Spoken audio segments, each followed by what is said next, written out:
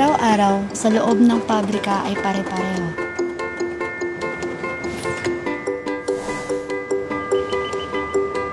Nagtatrabaho ako ng mahabang oras.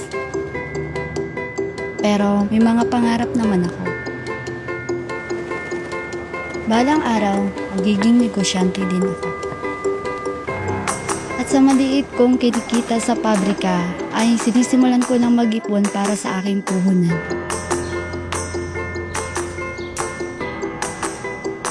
Nakakakita ako ng magagandang benta gamit ng internet.org.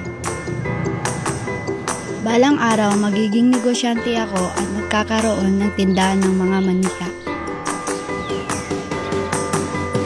Kung makikita mo akong 10 taon mula ngayon, ay baka hindi mo na ako makikita.